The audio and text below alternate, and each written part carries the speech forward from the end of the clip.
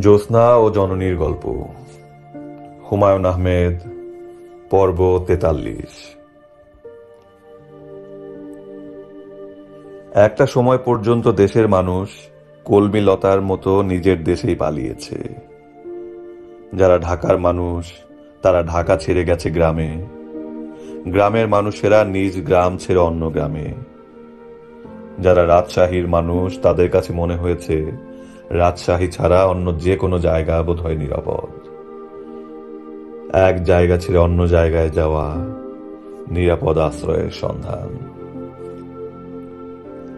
June মাসের মাঝামাঝি যখন রাজাকার বাহিনী ভালো মতোই তৈরি হয়ে গেছে, তখন শুরু হলো এক্সোডাস, দেশ ছেড়ে ভিন্ন দেশে যাত্রা। শত শত মানুষ বর্ডার পাড়ি দেওয়া শুরু করলো। তাদের কাছে মনে হলো কোনো রকমে নিজ দেশের সীমানার বাইরে যেতে পারলেই প্রাণে বেঁচে যাওয়া যাবে। আহারে, কি কষ্টের সেই যাত্রা! ফয়জুর রহমান সাহেবের অসহায় পরিবারও সেই যাত্রার জন্য প্রস্তুত হলো। তারাও বর্ডার পার হয়ে কলকাতার দিকে যাবে। যাবার ব্যবস্থা একটাই, নদীপথে সুন্দরবনের ভেতর দিয়ে যাওয়া। অনেকেই যাবে, অনেকের যাত্রা আবার মাঝপথে শেষ হয়ে যাচ্ছে। তারা ধরা পড়ছে সুন্দরবনের জলদস্যুদের হাতে। পাকিস্তানি মিলিটারিও এই যাত্রাপথের খবর পেয়ে গেছে। তাদের গানবোট নিয়মিত নদীপথ টহল দিচ্ছে। নৌকা ভর্তি মানুষ দেখা মাত্রই গানবোট থেকে কামান দাগছে। আয়েশা বেগম এই পরিস্থিতিতে ছেলে মেয়ে নিয়ে সুন্দরবন পাড়ি দিতে রাজি হলেন না। তার প্রধান চিন্তা তার দুই ছেলেকে নিয়ে। অবস্থা যা দাঁড়িয়েছে, যে কোনো দিন রাজাকার দল নিয়ে মিলিটারি বাড়ি ঘেরাও করে ছেলে দুটিকে তুলে নিয়ে যাবে। তিনি যে বাড়িতে আশ্রয় নিয়েছেন সেই বাড়ির প্রধান ব্যক্তিটির সঙ্গে পরামর্শ করে ছেলে দুজনকে নিরাপদ আশ্রয়ে পাঠানোর ব্যবস্থা করলেন। এই গল্পটি বরং আমরা আয়েশা বেগমের বড় ছেলের জবানিতেই শুনি। পিরোজপুর শহর থেকে ১৫-১৬ মাইল দূরের অজপাড়া গাঁ। নদীর পাশে ছোট্ট গ্রাম।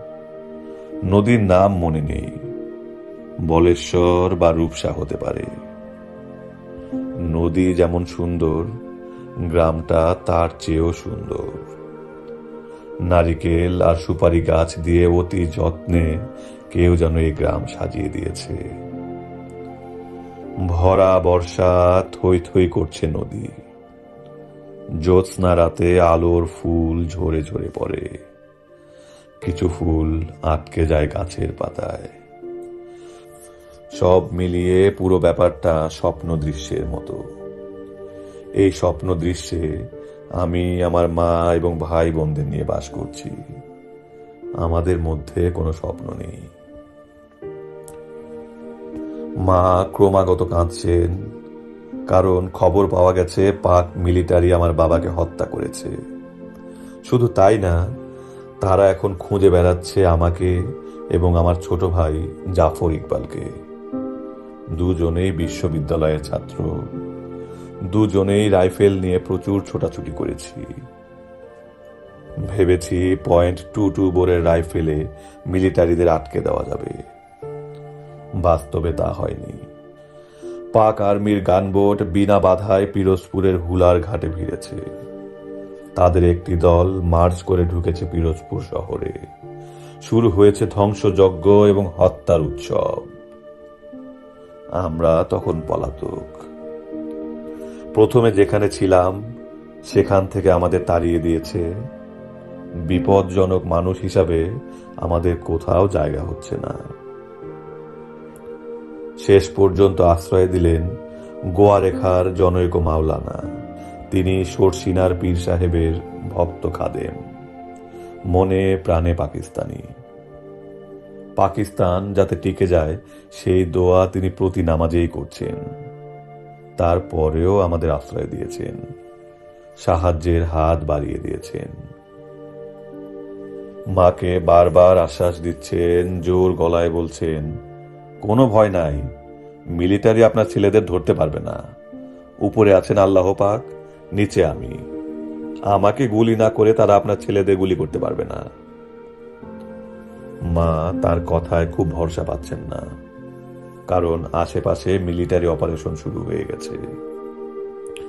গ্রামের পর গ্রাম জ্বালিয়ে দিচ্ছে, নির্বিচার হত্যাকাণ্ড ঘটে যাচ্ছে। এই হত্যাকাণ্ডের খবর আবার মাওলানা সাহেব নিজেই নিয়ে আসছেন এবং আমাদের সবাইকে একত্র করে খুব উৎসাহের সঙ্গে বলছেন। আজ কাউখালীতে 20টা মানুষ লাইন করে দাঁড়া করেছে, ব্রাশ ফায়ার, সব শেষ।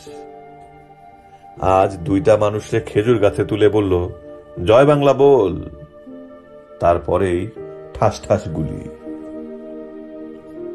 আজ কুড়াল দিয়ে এক কোপ দিয়ে হিন্দু কম্পাউন্ডারের কল আলাদা করে ফেলেছে।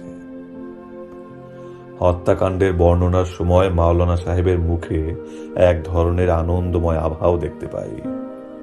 আমি কিছুতেই হিসাব মিলাতে পারি না। ভদ্রলোক নিতান্তই ভালো মানুষ। তিনি শুধু যে আমাদের আশ্রয় দিয়েছেন তাই না, কয়েকজন হিন্দু যুবককেও আশ্রয় দিয়েছেন। হিন্দুদের জন্য তখন সব পথ বন্ধ। হিন্দু জানলেই দ্বিতীয় কোনো কথা বলার সুযোগ নেই, গুলি। হিন্দু পরিবারগুলি বাড়িঘর ছেড়ে ছোট ছোট ছেলে মেয়ে নিয়ে আশ্রয় নিয়েছে জঙ্গলে। বর্ষাকালে সাপ ক্ষোভ ভর্তি জঙ্গল, দিন রাত বৃষ্টি পড়ছে, বর্ণনার অতীত সব দৃশ্য। এরা পালিয়ে সীমান্ত অতিক্রমও করতে পারছে না, যেতে হবে সুন্দরবন হয়ে। নদীতে ঘুরছে মিলিটারি গানবোট। সাহায্য করার জন্য মুক্তিবাহিনী তখনও শক্তি সঞ্চয় করে উঠতে পারেনি। আমরা আমার নিজের দেশের অপূর্ব সুন্দর একটি গ্রামে আটকা পড়ে গেছি। পালিয়ে যেতে চাচ্ছি অন্য একটি দেশে। চারপাশে মৃত্যু ঘোরাফেরা করছে, তীব্র আতঙ্কে কাটছে আমাদের দীর্ঘ দিবস, দীর্ঘ রজনী।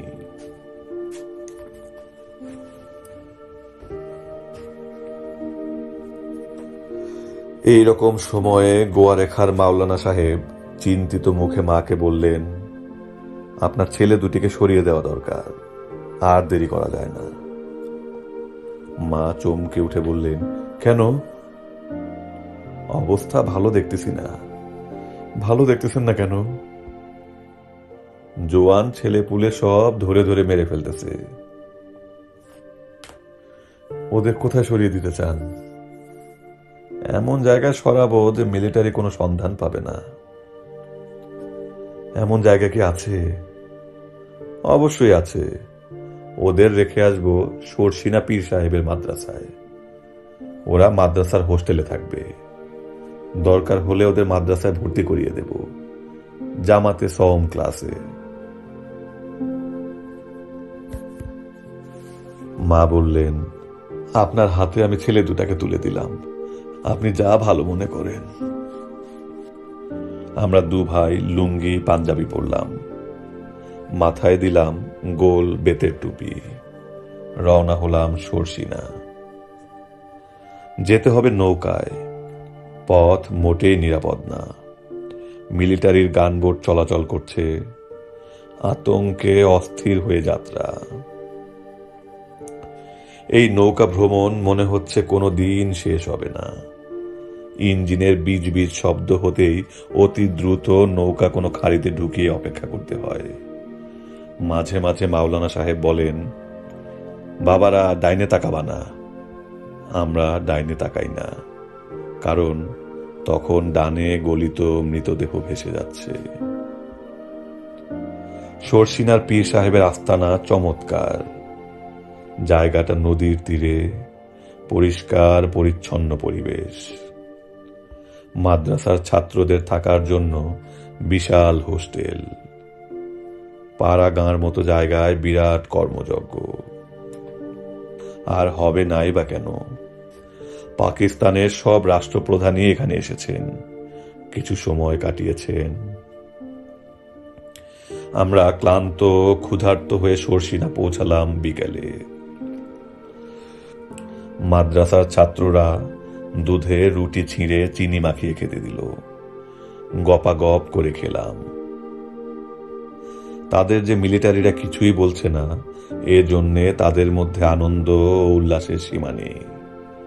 তাদের কাছেই জানলাম পিরোজপুরের সঙ্গে সরসিনার পীর সাহেবের সরাসরি টেলিফোন যোগাযোগ ব্যবস্থা আছে। ক্যাপ্টেন সাহেব দিনের মধ্যে ৩-৪ বার টেলিফোন করেন।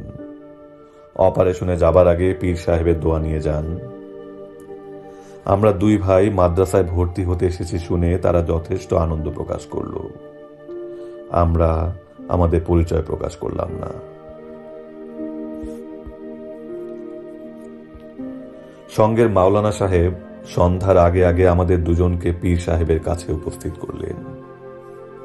পীর সাহেব চারদিকে কিছু লোকজন নিয়ে গল্প করছেন। কাছে যাওয়ার সাহস হলো না।